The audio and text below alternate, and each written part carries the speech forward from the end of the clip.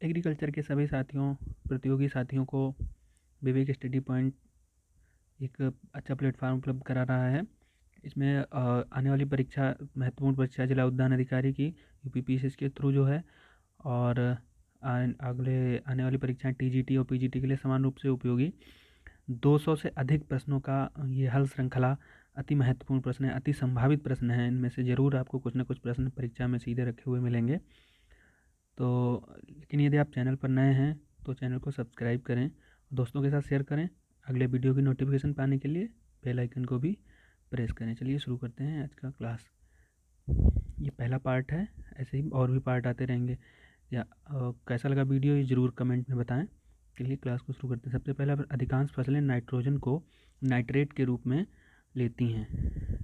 अधिकांश फसलें नाइट्रोजन को नाइट्रेट के इस रूप में ग्रहण करती हैं, लेकिन जबकि धान और आलू नाइट्रोजन को किस रूप में लेते हैं? धान और आलू, इस प्रश्न का अमोनियम नाइट्रेट और नाइट्राइट, इनमें से कोई नहीं।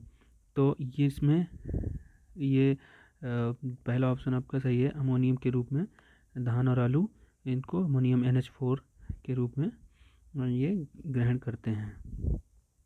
धान और आलू NH4 अमोनियम के रूप में नाइट्रोजन को मृदा से लेते हैं। अगला प्रश्न, अमोनिया को नाइट्राइट व नाइट्राइट को नाइट्रेट में बदलने वाले जीवाणु। तो अभी पहले प्रश्न में था नाइट्रेट के रूप में अधिकतर पौधे नाइट्रोजन को ग्रहण करते हैं, लेकिन अमोनिया के रूप में जब उनको मिलता है तो वो बदलते कैसे हैं? तो अमोनिया से नाइट्राइट में बदलता है, फिर नाइट्राइट से नाइट्रेट में बदलता है। इस प्रश्न का चौथा ऑप्शन सही है, नाइट्रोसोमोनास पहले अमोनिया को नाइट्राइट में बदलता है और फिर नाइट्रोबैक्टर नाइट्राइट को नाइट्रेट में बदलता है। ये अगला प्रश्न है, एस्परजिलस, ट्राइकोडर्मा एवं पेंसिलियम कवक स्पीसीज हैं। नाइट्रोजन घोलक, फास्फोरस घोलक, फास्फोरस को गतिशील बनाने वाले, या इनमें से कोई नहीं? इसका हमारा दूसरा ऑप्शन सही है, फास्फोरस घोलक, जो फास्फोरस को सोल्यूबल बनाते हैं, उपलब्ध फास्फोरस को सोल्यूबल बनाते हैं। अगला प्रश्न है, फास्फोरस को गतिशील बनाने वाली कवक या फफूंद है? अब पहले में घोलक था, इसको मोबाइल बनाने के लिए जो एक जगह पर पड़ी हुई है उसको आगे चलाने के लिए, उसको चलायमान बनाने के लिए, मोबाइल बनाने के लिए बैम कवक है, जिसको बैम को बेसिकुलर अर्बस्कुलर माइकोराइजा बोलते हैं। बेसिकुलर अर्बस्कुलर माइकोराइजा बोलते हैं इसे। इसका तीसरा ऑप्शन हमारा सही है। सुझाया जाता है गंधक की आवश्यकता मुख्य रूप से होती है।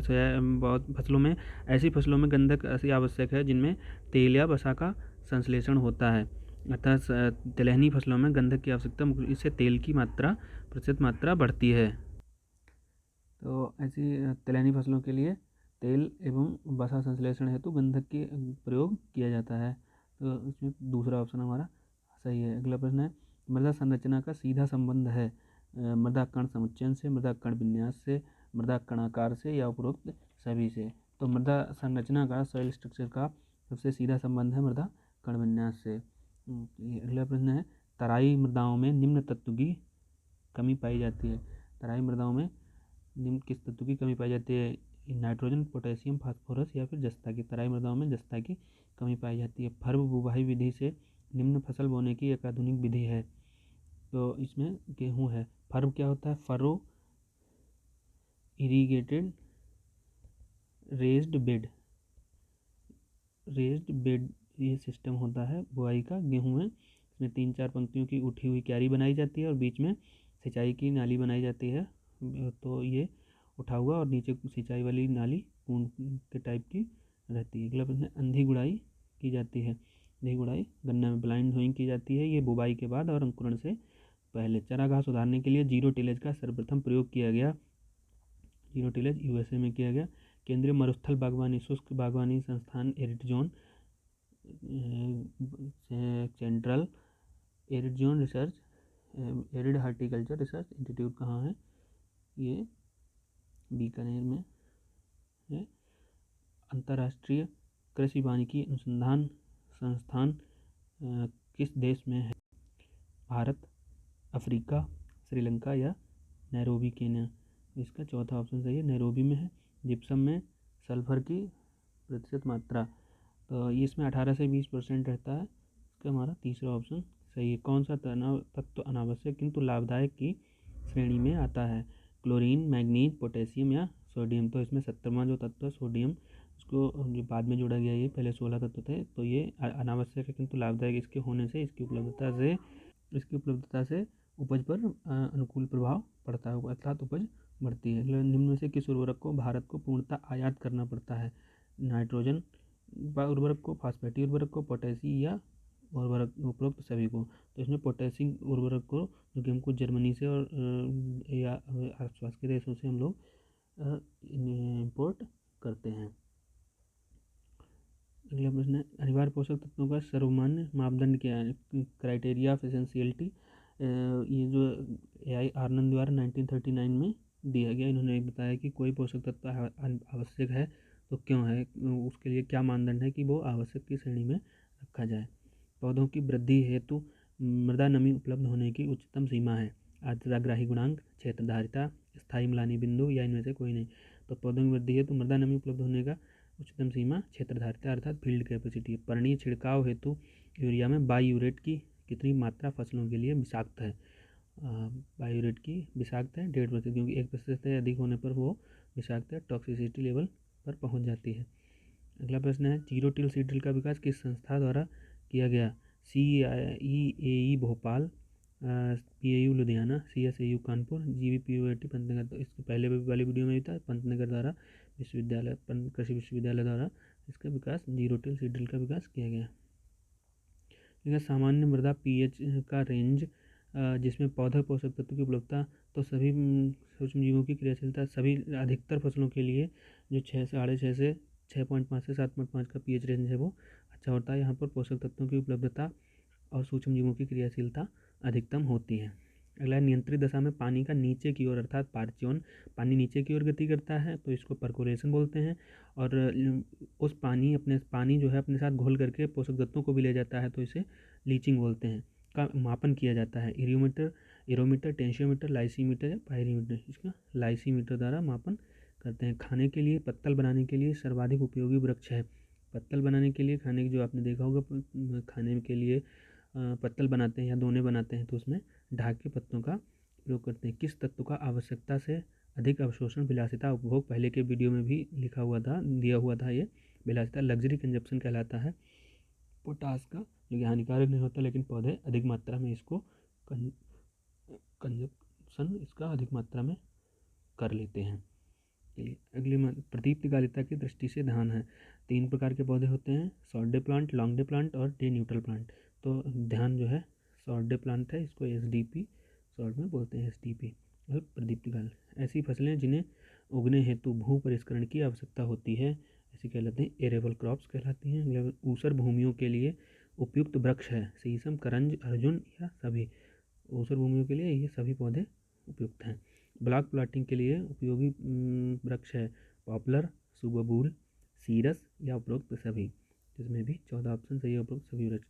वृक्षों, झाड़ियों की लाइनों के बीच की सकरी गलियों में उगाई जाने वाली फसलें कहलाती हैं? ऐसी फसलें arable crops, energy crops, fouling crops या एलेगा। जब वृक्षों या झाड़ियों की 2 लाइनों के बीच में जो जगह बचती है उसमें जो फसलें उगाई जाती हैं वो एले क्रॉप्स कहलाती हैं। इस प्रकार की खेती करने की विधि एले क्रॉपिंग कहलाती है। ऐसी फसलें जो हरी अवस्था में काटकर पशुओं को खिलाने के उद्देश्य से उगाई जाती हैं इसे सॉइलिंग क्रॉप्स कहते हैं। फसलें जो तेज़ी से बढ़कर घनी पत्तियों द्वारा छाया के माध्यम से खरपतवारों को दबा देती हैं कहलाती हैं। फसलें तेज़ी से बढ़ती हैं और अपनी पत्तियों से खरपतवारों को दबा देती हैं, स्मोदर क्रॉप कहलाती हैं। अगला, फसलें जो कीटों, व्याधियों या रोगकारी जीवों को आकर्षित कर मुख्य फसल को हानि से बचाती हैं क्या कहलाती है? मुख्य फसल को हानि से बचाती। स्मोदर क्रॉप जो हमने पहले पढ़ा है, पहले वाले प्रश्न में देखा है कि अधिक तेज़ी से बढ़कर खरपतवारों को उगने नहीं देती हैं। और ट्रैप क्रॉप्स और कंट्रोल क्रॉप्स या इनमें से कोई नहीं। तो ऐसी फसलें जो रोगकारी जीवों से बचाकर मुख्य फसल को हानि होने से बचाती हैं ट्रैप क्रॉप्स कहलाती हैं। फ्लैक्स, हेम्प, सीसल फसलें हैं। फ्लैक्स जैसे कि जिसको फ्लैक्स को अलसी वाली फसल, अलसी जो है उसको भी फ्लैक्स बोलते हैं, तो ऐसी रेशे वाली फसल को फ्लैक्स, हेम्प या सीसल प्रकार की फसल बोलते हैं। समस्याग्रस्त क्षेत्रों में विशेष परिस्थिति में उगाई जाने वाली फसलें कहलाती हैं। तो विशेष परिस्थिति में उगाई जाने वाली फसलें निर्वाहक फसलें कहलाती हैं। कोई समस्याग्रस्त क्षेत्र है, मतलब बाढ़ है, सूखा है या अन्य कोई समस्या है तो उसमें उगाई जाने वाली फसलें निर्वाहक फसलें। सभी दलहनी फसलें उत्पादन के साथ साथ भूमि सुधार का भी कार्य करती हैं। ये फसलें कहलाती हैं एनर्जी फसलें, स्मोदर फसलें, नर्स फसलें या पुनरुद्धारक फसलें। ऐसी फसलें पुनरुद्धारक रिजुविनेशन क्रॉप कहलाती हैं। अम्लीय भूमियों हेतु उपयुक्त फसलें हैं। तो अम्लीय भूमियों के लिए कौन सी उपयुक्त फसलें हैं? गेहूँ, धान, मक्का, गन्ना, बकव्हीट, राई या अरहर, मूंग। तो इस प्रश्न का हमारा चौथा ऑप्शन से बकव्हीट और राई। बकव्हीट जिसको हम लोग कुट्टू कहते हैं, कुट्टू का आटा हमारे यहाँ प्रचलित है। सब हमारे यहाँ कुट्टू का आटा जो आता है, जो व्रत में फास्ट रहने के समय जो लोग प्रयोग करते हैं खाने के लिए, कुट्टू का आटा। तो ऐसी फसलें बकव्हीट। अम्लीय फसलें जिनमें 6 अम्लीय भूमियाँ जिनमें 6 से पीएच मान कम रहता है। ऐसी भूमियों में जितना कम होता जाता है पीएच, अम्लता की ओर बढ़ती जाती है।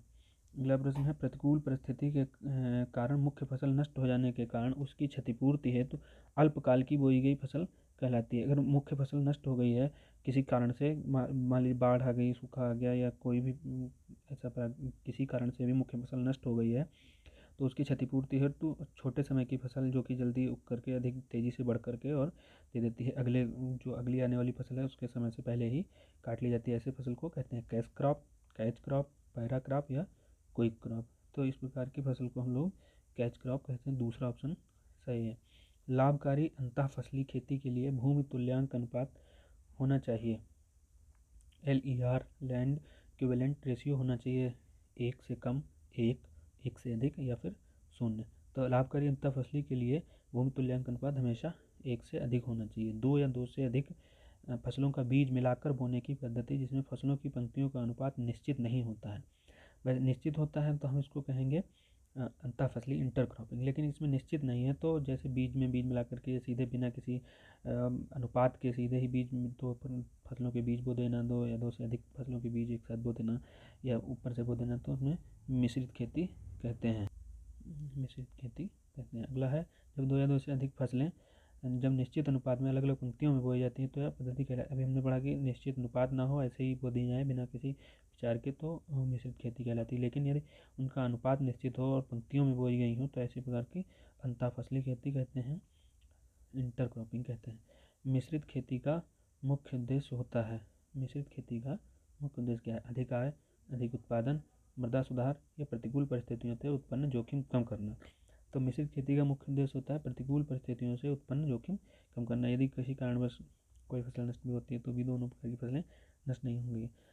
तो 2 फसलों को साथ उगाने पर दोनों फसलों की अलग अलग उपज दोनों फसलों को शुद्ध फसल के रूप में उगाने की अपेक्षा अधिक प्राप्त होती है। तो दोनों ऐसी खेती कही जाती है मिश्रित खेती, अंतः फसली खेती, सिनर्जेटिक खेती या पैरा खेती। तो इसमें तीसरा ऑप्शन सही है, जो दोनों एक दूसरे के लिए अनुकूल परिस्थिति का निर्माण करती है। ऐसी खेती को हम लोग सिनर्जेटिक खेती कहते हैं।